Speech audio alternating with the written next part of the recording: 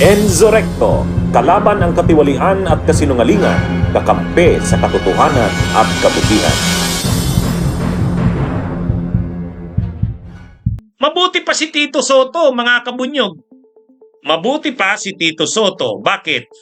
Ito yung comment ni Tito Soto. Ito yung comment ni Tito Soto. Mas tama pa yung comment ni Tito Soto. Sabi ni Tito Soto ganito, SC did not void June 3 session. Yun ang tama. Hindi naman dinesisyonan ng Korte Suprema na void or invalid yung June 3, 2026 na session ng Senado. Hindi. Walang sinabi ang Korte Suprema doon. Ang sinabi lang ng Korte Suprema, i-dismiss na natin tong petition na to kasi walang legal standing yung petitioner. Yun lang. The Supreme Court en banc on Tuesday dismissed for lack of legal standing the petition filed by John Barry Tayam seeking to declare the presence of 12 senators during the June 3, 2026 session of the Senate as a valid quorum. It ruled that Tayam failed to show that he suffered or was at imminent risk of suffering any direct injury from the actions he challenged. In the petition, Tayam merely referred to himself as a resident of Las Piñas City. In constitutional cases, a petitioner must show a personal and substantial interest in the case and allege a direct, actual, or imminent injury resulting from the governmental act. Yun lang. Kaya tama itong si mga kabunyog. Tama si si dating Senate President, ngayon ay Minority Floor Leader. So ngayon hindi na siya Minority Floor Leader kasi sinala yung majority. Hindi ko alam kung anong magiging posisyon ni Soto sa ito. Hindi kasi tapos yung reorganization ng Senate. Pero maganda itong point ni Soto. Ito yung tama. Ito mga kabunyog yung tama. SC did not void the Joint 3 session. Ibig sabihin, hindi naman sinabi ng Korte Suprema na void or invalid yung Joint 3 2026 session. Itong paliwanag. Former Senate President Vicente Tito Soto III said the Supreme Court's dismissal of a petition related to the Senate leadership dispute should not be taken to mean that the June 3 session attended by 12 senators was invalid. Yes, tama po yun. Hindi naman sinabi doon ng Korte Suprema sa desisyon nito, hindi naman sinabi ng Korte Suprema na invalid yung session noong June 3. Ang sinabi lang ng Korte Suprema, dinidismiss nila yung petition kasi ang petitioner ay walang legal standing. Wala siyang legal standing. So, dahil wala siyang legal standing, dismissed yung petition.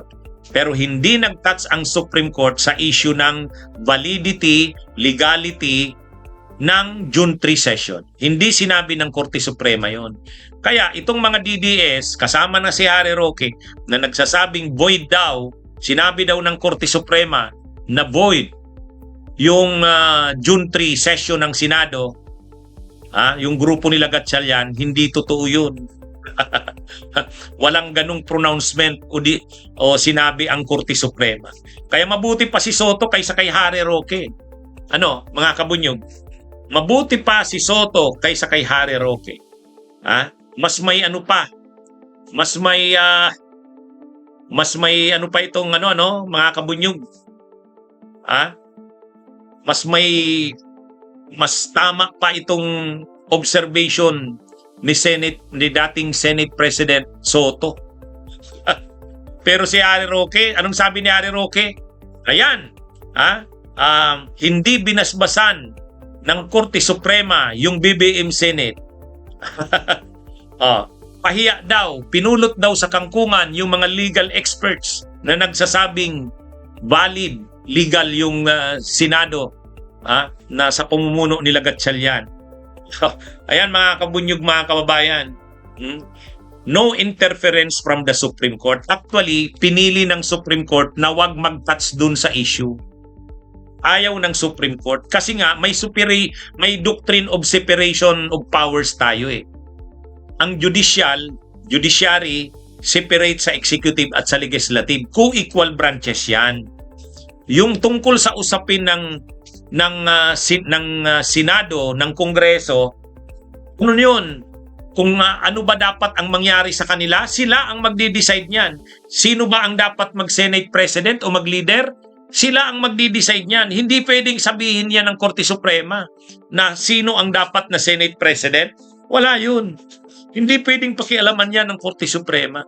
Kaya ang ginawa ng Korte Suprema, para lang matapos na yung petition na yon, bagamat maganda yung intensyon ng petitioner, si John Barry Tayam.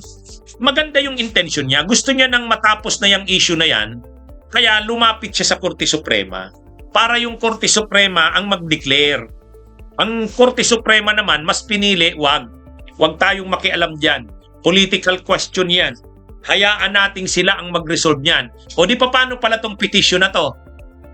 Anyway, wag na nating desisyonan yan kasi yung petitioner naman walang legal standing. So yun na, i-dismiss na lang natin yan dahil walang legal standing, dismissed yung petition. Yun yung ginawa. Kaya tama si dating Senate President Soto. The Supreme Court did not void the June 3 session. Hindi naman nag-touch ang Supreme Court kung valid or void ba. Pero si Harry Roque, ang sabi niya, walang basbas ng hukuman ang BBM Senate, mabuhay ang saligang batas, mabuhay ang SC.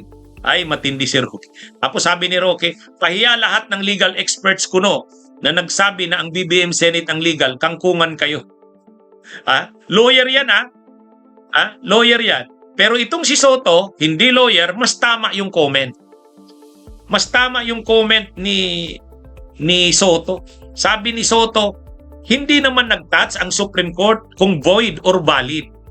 Ang dinesisyonan lang ng Korte Suprema, yung petition ay dinidismiss ng Korte Suprema dahil walang legal standing o karapatang magdemanda yung petitioner na si John Barry Tayam. Yun lang. Di ba? Mga kabunyog ba, kababayan? Kaya yung mga DDS na nagkakalat ng kasinungalingan, ano yan? Ano to? Malaking panlilin lang yon yung sinasabi ng mga DDS.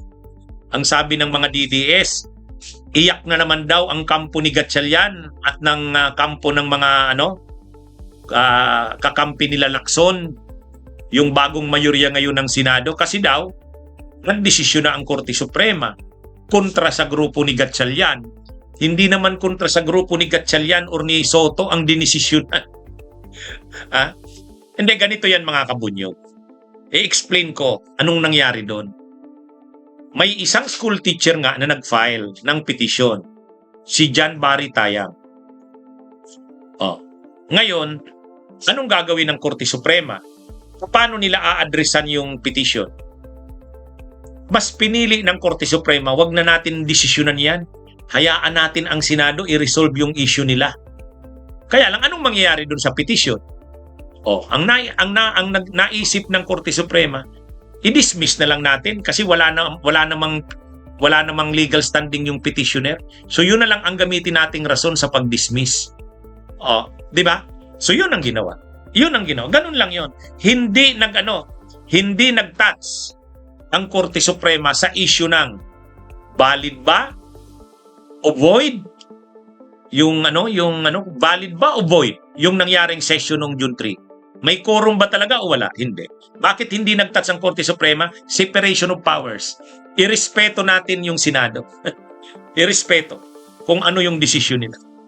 Bunyog, halikan na kasama ka. Bunyog, kapag buklod ay may pag-asa. Luzon, Visayas, Mindanao, isa ang pananaw. Sa bagong Pilipinas ang bunyog isisigaw.